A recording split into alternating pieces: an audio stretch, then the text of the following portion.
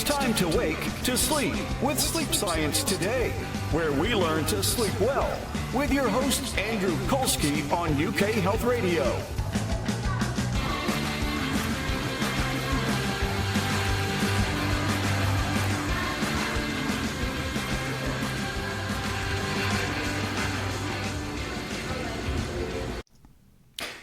Welcome to Sleep Science Today. I'm your host, Andrew Colsky. Today we have a guest who has come back because she had such great information on her prior episode. Her name is Lissa Coffey. She is a spokesperson for the Better Sleep Council and a best-selling author.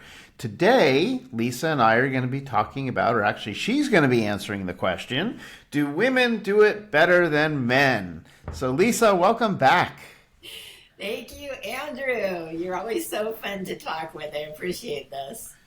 Well, our whole goal here is to educate people about sleep and sleep issues. We want to give them scientific-based, real information that they can feel comfortable relying on. And you've got a lot of it, and I just love having you share it with the audience. Thanks. So today we're talking a lot about women and women's sleep issues and anything in particular related to women and how it's different than men. So to start us off, let me ask you, what kind of stats do you have on people with sleep disorders in terms of women versus men? What types of disorders? Give us some background. Okay, cool.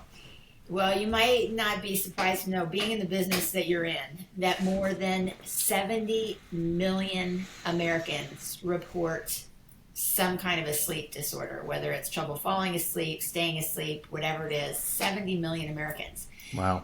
And women are more than twice as likely to report sleep disorders than men. So definitely women are not sleeping as well as men, clearly across the board.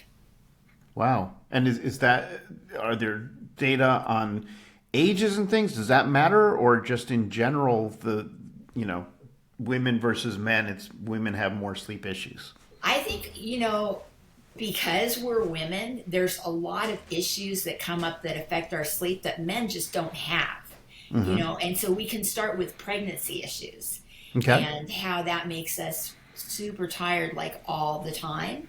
It makes us nauseous. It puts pressure on the bladder. It makes us emotional. Our emotions are all over the place, high and low. It gives us anxiety. We're uncomfortable. I mean, of course, when you're pregnant, you're going to have more sleep issues. So that's just one reason. Then let's go through life. There's so many different things that are unique to women that affect our sleep. So I think that's why. Wow.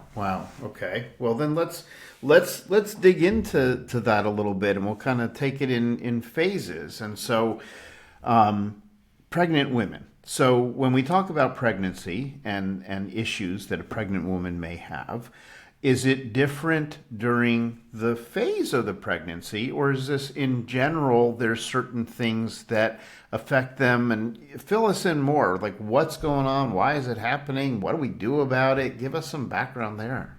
Okay, well, you've probably heard about morning sickness, right? Absolutely. So typically morning sickness comes in the first trimester of pregnancy. Pregnancy is kind of separated into these 3 trimesters, 3 months, 3 months, 3 months, right? Okay, so nausea, morning sickness typically comes in the first trimester. Some lucky women like me have morning sickness all the time. So it doesn't matter what trimester you're in. Yay. I had it with both pregnancies the whole time. Wow. So, but typically most women just have it in the first trimester. But then you get into things like, you're tired all the time because your body is just working overtime trying to make this baby. And it's not like life slows down and you're just going to sit still and be, okay, well, I'm growing a baby now. I don't have to work. I don't have to clean the house. I don't have to take a shower. I'm just going to, incubate. No, it doesn't work that way. So we are tired like all the time. And then once the baby gets bigger, especially when the head is down, all the pressure that's on the bladder, you have to go to the bathroom like every half hour. It's like every 5 minutes sometimes. It's like, oh, the baby's pressure on the bladder. So that doesn't stop when you're asleep in bed either. You know, Right. you're like, I got to get up and go to the bathroom again. So your sleep is interrupted by these bathroom breaks, like all the time.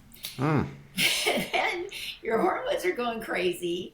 So you're teary-eyed and emotional. And that can affect your sleep too, because you're trying to go to sleep and you're worried about, well, what about the baby comes? Well, I have to put the crib together. Well, who's going to do this? Well, what am I going to do about daycare? You know, you've got all that on your plate as well with the anxiety. And then you're just so freaking uncomfortable. You know, it's like you can't find a sleep position where the baby's comfortable and you're comfortable. And it depends on the baby too, because like my first baby had an upside down sleep schedule. So it'd be nice and quiet all day. You know, I'm like, oh, this is not bad. And the minute I got into bed and laid down, he's awake, kicking. Wow. It's like an alarm goes off, you know? He's still kind of a nocturnal person today, even though he's like 38 years old. He's more of a night person than a day person. Just happened to be that way. Wow. So yeah. So all right, wait, because there's a lot in there in terms of, you know, I guess what I'm looking for is I'm going to ask you for some tips related to. So number one, if you're sleeping with the baby and you're, you know, 6, 7, 8 months into it, right? You've got to deal with that. You talked about having to use the bathroom a lot, which means you've got to get up in the middle of the night, which has its own issues with darkness and light and tripping over things and all this. Yeah. What are some tips and things that women can or should think about doing when they're in that particular phase? Okay, so the best thing I have found for women who are pregnant is a body pillow.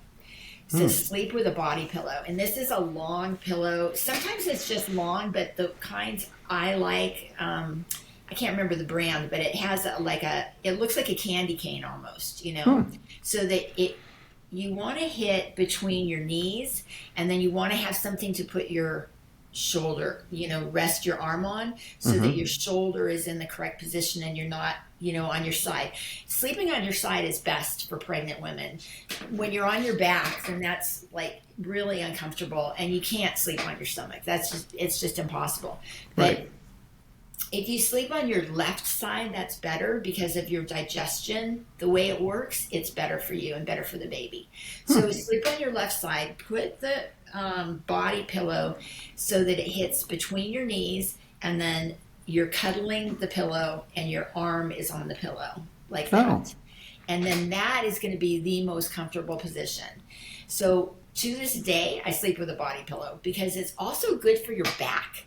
I mean, I think it's good for anybody, but if you've got back problems, then you're going to find that your spine is aligned and you're going to get a better night's sleep. Now, when you have to be getting up in the middle of the night to go to the bathroom, make sure your side of the bed is the closest to the bathroom so you have less area to get up and go. If you've got to switch sides with your husband, that's the way it is. He's got to get used to being on the other side. I know some people are so attached to their side of the bed, but you have to be on the side that's closest to the bathroom. And you can keep night lights out, you know, whatever it takes in the bathroom and outside, so that you have a clear path and you can do this as quickly as possible. Right. Yeah, you know, there's, you know, when we talk about having to get out of bed in the middle of the night, we don't want to be turning on a big overhead light or something and shocking our system, waking ourselves up. So, you know, when I talk with clients, especially a lot of elderly clients who may not have stability, and so they have some issues, and we don't want them to fall, obviously. We don't want them to get out of bed and trip.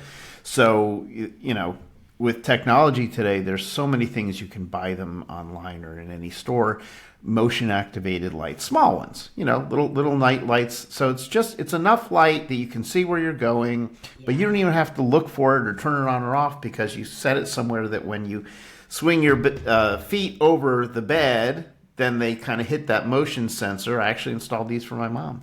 Oh, and that's really smart. then you can see where you're going, but you don't have to go turn on a big light or anything. That's really smart. I got a good tip the other day too from someone who said when you're traveling and you want to bring a nightlight, sometimes it's difficult because where is the plug and where are you going to put the nightlight? Mm-hmm. There are these little candles you can get that are not fire lit but battery operated. Mm-hmm. So you turn on the little like tea light candle with a switch underneath, and you have this cute like little candle, although there's no flame, Mm-hmm. and you can put them anywhere in the hotel room. You can put them in your bedroom. You can put them in the bathroom, and it makes a great nightlight.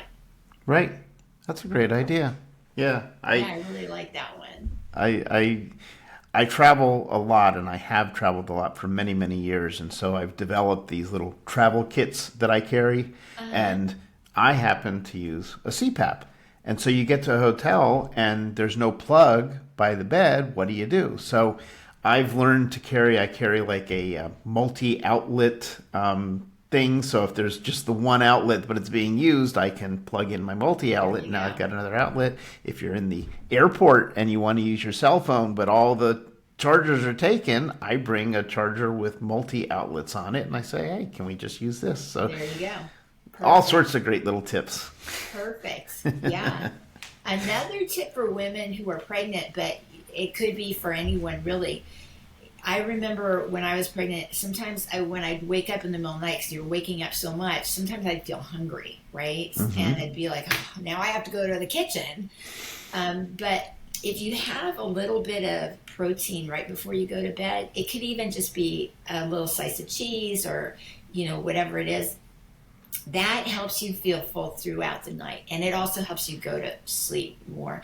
Look for foods that have tryptophan, magnesium, melatonin producing foods, which I think we'll get into later about that. But having that right before you go to bed is good.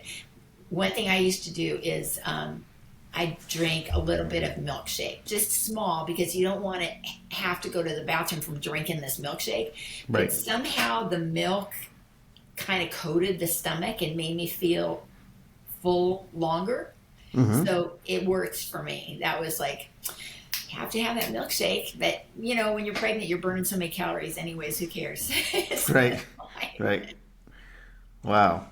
Okay. Well, this is good. So we're talking about when the woman is pregnant and issues related to that, but eventually pregnancy results in having a childbirth. So now you've got a new little baby.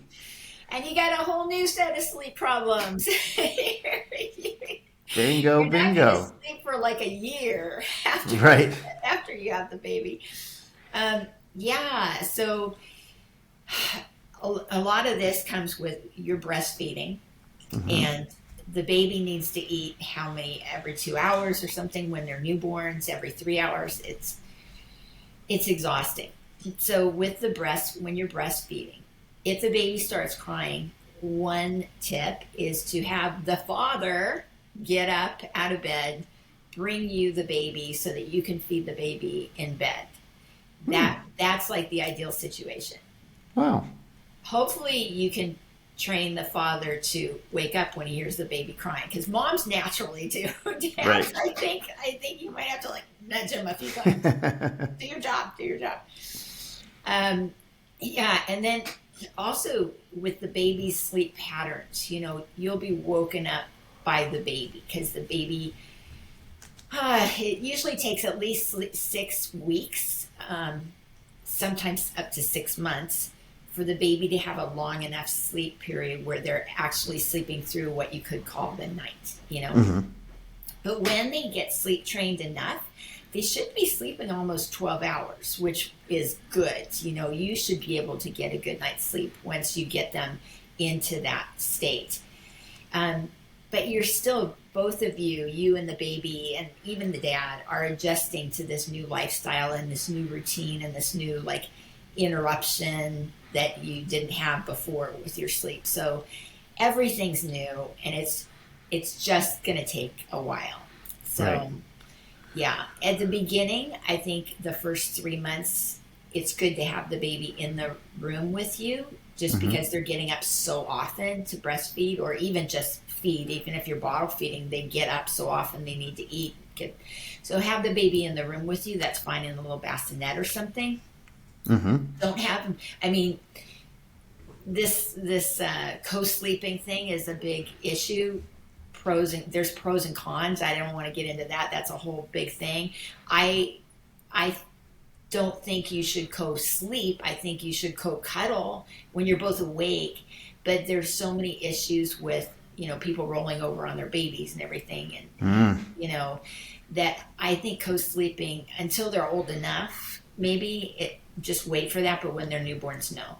Right. Just bring them back into bed with you for a little cuddle time, a little rest, when they're older, just rock them and everything. So great. Well, let me stop you there because we've got to take a break, and we will be back in just a minute and continue our conversation with Lissa Coffey. You're watching Sleep Science Today. If you enjoy our show, please help support us by pressing the like button, subscribe to our channel, and hit that notification bell. It'll really help us get seen, and it'll help you stay informed. Okay, Andrew Colsky on, Andrew Colsky on Sleep Science Today. We're back with Lissa Coffey. We're talking about women and sleep issues, and we were talking about babies and should they sleep in the bed or not sleep in the bed. So, we've got this new person who is waking because they're hungry, they're crying because they're wet. There's all these issues to do. You were mentioning how the roles should be determined, I guess. Dad should know what dad's responsibilities are to help out. Not sleeping with the baby in the bed with you so you don't roll over unintentionally onto the baby. But you said it's okay to have the baby in the room? Yes, in the room, and also, it's okay to cuddle the baby in bed, but when you want to go to sleep, put the sleeping baby down in the bassinet so that they're more secure that way. Once the kids get older, kids go through different stages where there's more, like separation anxiety, right? And there's a stage where they're out of the room, they're in the crib, they have to get used to the crib, they have to get used to sleeping by themselves, right? Then they do that. Then it's like they grow out of the crib and they're in their own bed. And then they're like, but I want to sleep in mom and dad's bed, so then that's like another stage you have to go through. Okay, no, you're going to direct them to their own room, or, sometimes you let them sleep with you. I think what's nice is you have your own beds and you sleep in your own beds. But then in the morning, you have some cuddle time. Or at night, you have some cuddle time in their bed where you read them a story and that kind of thing, to help them get to sleep. And that's part of your sleep routine. Right. So I think, to me, that's the ideal situation. That's the healthiest situation.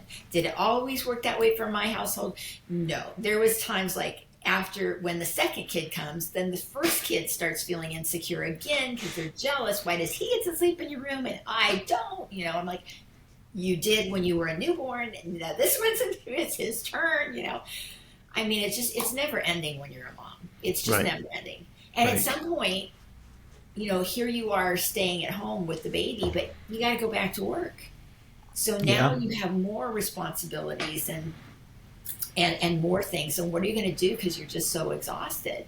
So, a lot of people say, oh, nap when the baby naps. That's impossible. It's impossible because those are the times you need to eat, shower, make food, clean the house. I mean, it's like, it's impossible to sleep when the baby sleeps. So you just have to, find these pockets of time because you really only need 20 minutes to nap. In that 20 minutes, you can recharge so much. So whether it's, you tag team with your partner or, you get a part-time babysitter or your mom or your mother-in-law comes to help out, whatever it takes, it takes a village. This new little being is just such a interruption. It's a joy. It's great, but it is a lot of work. It's just a lot of work. Yeah. Wow. No, I can only imagine. And, it's whether it's a situation where the mother actually gave birth to a baby, or perhaps a couple adopted a new baby. I mean, there's so many situations that we can have a new baby in the house. And you had given a tip previously about, when the baby is ready for eating, that one partner should be getting out of bed to get the baby, bring it to mom so that mom can feed the baby.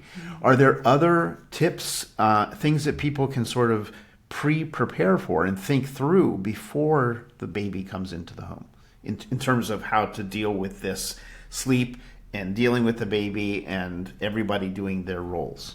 Yeah, sure. I mean, I think this is like ongoing conversation between the partners, like who's going to have what responsibility, what days. I know that a lot of people these days are working from home.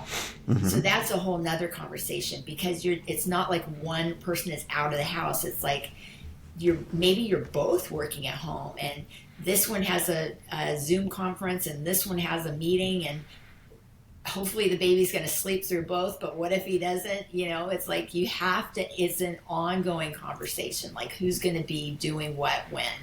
And, maybe you do have some kind of a daycare situation where you have a few hours that you just don't have to worry about it and you can get your work done. Or you bring somebody into the home for a few hours so that, okay, this is my work window and I'm just going to, put my head down and do it during that time. But yeah, it's definitely an ongoing situation, and things change, because the sleep schedules change, or you need a new daycare person, or you need, you got a new job, you got a promotion, whatever. Or you have to travel out of town. It's just an ongoing conversation. Right. Well, and then that's the thing that makes you, I guess, glad as the baby grows old enough to be able to eventually move into their own room and sleep in their own bed. So we've talked about pregnancy, we've talked about the new baby. Let's talk a little bit about moving forward in life. What goes on? Differences now, because we're talking about women and sleep, so women versus men. What goes on as we move forward and we age and we get further in life? So with women, what happens is, we have our monthly cycles, so we're in those years of childbirth and all that, child rearing and all that, and the kids get older and things seem to get easier, and then you get perimenopause, and then you have sleep problems all over again. So perimenopause can be the 5 to 10 years leading up to menopause, where your body slows down the production of the hormone melatonin. Melatonin is known as the sleep hormone, right? Mm-hmm. So you're not producing as much of that. And then you got to figure out, how can I boost my melatonin naturally? Mm-hmm. Now, a lot of people take melatonin tablets. I don't think that's good, because you can get dependent on those melatonin tablets. Your body says, oh, I don't need to make melatonin because she's taking melatonin tablets. I can just take a break, and now you're dependent on it. Right. So the ideal way to do it is to eat melatonin-rich foods. So it's part of your food process, and get that melatonin naturally. Mm-hmm. You can also get melatonin by being in the sunlight. Melatonin is also that hormone that regulates the sleep hours. It tells you when it's day, when it's night, right, because of the light and then the dark. So that's another thing, is get a lot of sunlight. Some melatonin boosting foods that you should know about. Pineapple is really good for you. Pineapple. Banana, fantastic. Oh my gosh, I've been making, bananas also have potassium in them, which are really a good nutrient for helping you get to sleep. Mm-hmm. It regulates the nervous system, and helps you it's just good all around. I've been making so many yummy things with having banana instead of sugar or banana instead of eggs. So I have bananas like all the time. I can make banana oat cookies. I can make banana dark chocolate mousse. You just mash up the bananas, melt some chocolate chips, mix it together with a little bit of almond milk, put it in the refrigerator. Who would have thought? You're right. No processed sugar. You get this delicious dessert, and it's actually helping you fall asleep. Right. Dark chocolate has a lot of melatonin boosting, but you can't eat it too late at night. That's the thing, because chocolate still has caffeine in it, right? Right. You don't want that. But yeah, I mean, food is a good way to go. Well, let me give you my twist on that little tip you had there. I thought I was the only one that figured this out, but apparently I wasn't. But with the bananas, mush up the bananas so you get this pudding consistency. But for me, instead of putting in melted chocolate or anything, what I do is I will take a scoop of protein powder, chocolate protein powder or flavored protein powder, and use that. And I call it sort of banana chocolate pudding because you put it in the refrigerator, it comes out, it's like chocolate pudding, but it's, like you said, none of the sugar or other stuff in it. It's just good quality food. Exactly. That's so good. And you can even take that, put it in the freezer, and now you have ice cream. There you go. So it's bananas are magic. I just think they're fantastic. So, and they're a super food for sleep. So big fan. But yeah, oats, corn, rice, barley. So even your oatmeal that you're eating in the morning is going to help you sleep at night. So good. And like my banana oat cookies, then you're getting a double whammy there, right? Yeah. So yay. And then what else you need to do is when you're going from perimenopause to menopause, the signal that you're changing over is hot flashes. And hot flashes really interfere with the sleep, you know. So what do? Because you're like, even you know, women who are like freezing cold all the time and they've got that weighted blanket like me, you're going through menopause and you're like, I can't take it anymore, you know, I just can't take it anymore. So what do? 100% cotton sheets, definitely. That's a must, right? Okay. Pajamas should be cotton, or there's a fabric, it's a natural fabric like bamboo that is like moisture wicking. So if you're sweating, it's not going to stay on your skin, it's going to go in your pajamas and cool off. Right. So moisture wicking pajamas should be loose and comfortable, not tight at all, just loose and comfortable. So, you know, your pajamas aren't keeping you up at night when you roll over and you're like, oh, I'm stuck, you know, or whatever it's pulling over. So yeah, those are always good. All right. Well, let me stop you there again because it's time for another commercial break, but we'll be back in just a minute. You're watching Sleep Science Today. If you enjoy our show, please help support us by pressing the like button, subscribe to our channel, and hit that notification bell. It'll really help us get seen, and it'll help you stay informed. Okay, Andrew Colsky, Sleep Science Today. We're back. We're talking about women and sleep, and we're talking about what to wear to bed when hot flashes become an issue. What about... I don't know if you've ever had any experience. I have not had experience. Of course, I also haven't had hot flashes, but I see these bed fans that you can kind of put underneath the sheets and something. Any of those good, bad? You have any experience with them? I haven't tried those, but I think if it works for you, you know, definitely try it. But I would be concerned about the noise factor too, because I like it really quiet when I sleep. So I would be, but then some people like white noise, some people like brown noise, pink noise, green. There's all these different kinds of noises now. I mean, there was always the noise, but now we've labeled them. So that's another segment we could do about the noises. But yeah, I mean, fan is definitely good. A humidifier, cool air humidifier, if that helps you to have the moisture in the air. Anything that helps you would be just fine. I think it's just fine. Yeah, and it's, the one thing there is that it's important to recognize that this is part of life. And the reason I say that is because I have many clients who are women who are in that stage where they're getting hot flashes.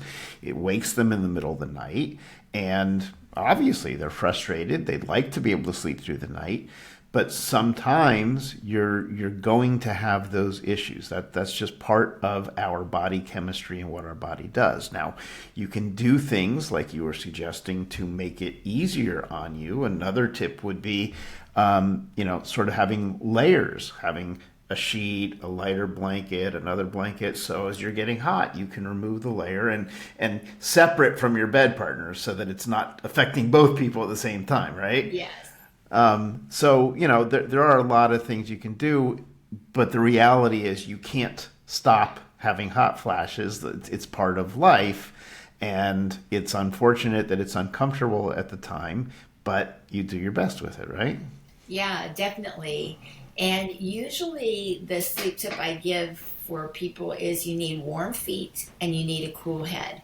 So if you're a cold feet person, it's okay to wear socks. But when you're in menopause, don't wear socks. You're going to be way too hot. So you're going to have to change up your routine a little bit to adjust to this new normal. Right. You had shared some facts with me about sleep, and I was reading them, and one of them says that 1/3 of adults sleep wearing socks at least a few times a week or more. And I was wondering about that. It's like, I wonder why that is. And, my story on that is when I was in high school, I had a close friend, and we went camping. It was in a cabin, but it was camping. And it was the first time we had ever, gone anywhere. And it was time for bed, and he gets in his bed, and he's got his socks on. I didn't wear socks when I slept. I'm like, why are you wearing socks? And he said, because if I don't wear socks, I'm afraid that when I'm sleeping, a snake could come up and bite me. That was his thing. Socks were going to protect him.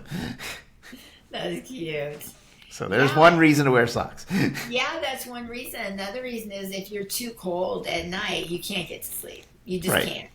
So socks is one way that'll stabilize your body temperature really quickly. And they should be cotton socks so that you're not overheated. Wool socks are going to overheat you, and then you're going to wake up in the middle of the night and have to take your socks off. So, thin cotton socks, but it's a good tip. It works for me. I wear them a lot, so. Yeah. So okay, so we're talking about sort of the sheets and the clothing and things, but what about diet? Yeah, we talked about melatonin boosting foods and things, but some people like plant-based diets. Some people like meat-based diets. Is there a difference? Yes, plant-based diets are much better at helping you get to sleep. And the main reason is because of digestion. It's much more difficult to digest meat, any kind of meat. And especially red meats, though, it stays in your system for, weeks sometimes, trying to get the body to digest. And when your body is spending energy trying to digest, it can't spend that energy helping you get to sleep. So, I'm on a plant-based diet myself, and my husband too, and we really don't have problems sleeping at all. We're good. But most of my friends who are vegan report the same thing. They're happy with their plant-based diet. It's just especially I think when you get older, because the older you get, the more sleep problems you get.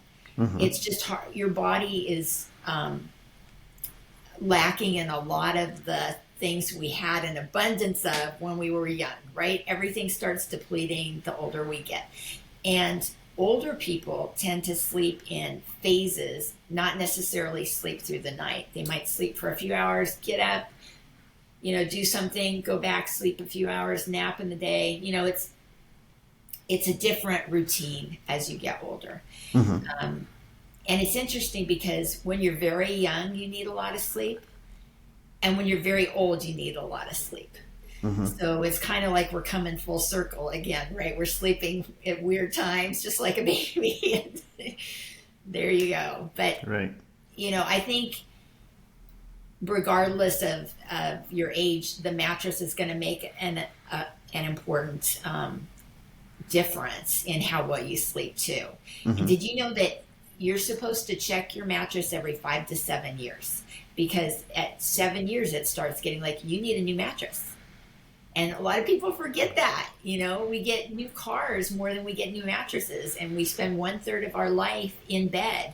Our pillows need to be replaced every 2 years. We get dust mites and drool and sweat and things in our pillows, and we forget. But you'd be surprised if you're having trouble sleeping for one reason or the other. You might look at that. Like maybe all you need to do is get a new pillow.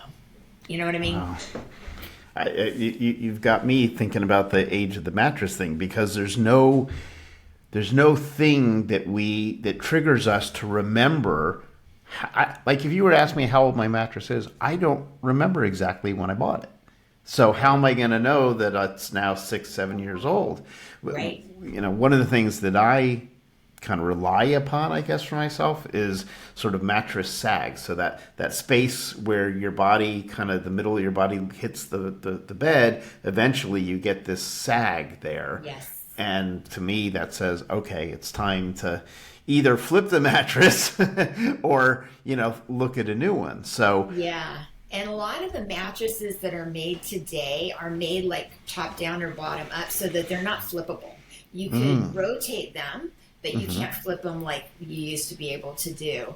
The one thing you could do is put a piece of paper or something flat, a ruler, even like on where your dip is, like this, right? And then measure up and down. If it's more than an inch, time to get a new bed. Yeah. The thing is, our bodies get used to it, and it's such a gradual thing, right? That you're kind of used to that dip, and it's comfortable or whatever, but it's not good for your body. It's not good for your back. It's not good for your overall health. You're not going to be sleeping as well. So definitely keep an eye out.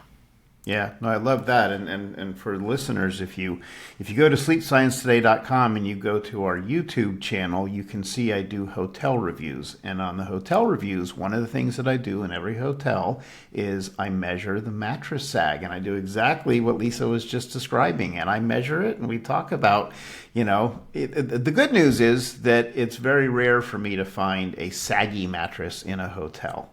Not that they don't exist, but it's rare. They're pretty good about it. But that is an important tip to look at. Yeah, and what's interesting is that, especially the real good hotels, they pride themselves on having very good mattresses, right? And if you find that you go on vacation and you sleep better on vacation, take a look at your mattress, because maybe you're sleeping on a good mattress at the hotel and you come home and you're like, wait a second, you just get too used to it. Yep. Very good point. So let me ask you this then. There are so many different materials that mattresses are made from. Any preference, tips, pros, cons, things people should know about? Well, that's where you need to go to the mattress store, because there's so many options and it's really personal preference. I always just tell people that you should get the best mattress that you can afford, because it's going to last longer and it's going to be better for you, right? So some people love memory foam. Some people love, these hybrid mattresses that are there. Some people are really old school and they like the spring mattresses. So it just depends on you. There is always new technologies, always something new out there. You may find a kind that you never even knew existed. Right. I long for the days when I was in college. I had the semi-motion waterbed. And I loved that thing because it had a heater, so when it was cold outside, my bed was warm, and it was soft because it conformed to my body however I moved, and because it was semi-motionless, I didn't like slosh all over the place. But then you can't find them anymore. Oh, I mean, that was a big deal in the 70s, right? You were a cool dude if you had a water bed. Yes, yes. And I wonder how many houses were flooded from the water bed. Probably a bit of a problem, I'm guessing. But yeah, pros and cons. I still loved it, though. I'm sure. Hot commodity now, if you can find one. Right. Well, Lissa, we are out of time yet again. Oh, wow, that went so fast. Thank you. It did. Andrew. Yes, but thank you for sharing this. So answering the ultimate question, do women do it better than men? I think women have many reasons and opportunities to sleep better than men, many of them we just discussed here. So I think we can say, yes, women can do it better than men. How about that? We leave it at that. All right. Well, Lissa, again, I'm so glad to have you back, and hopefully we can have you back yet again for another issue down the road. Thank you.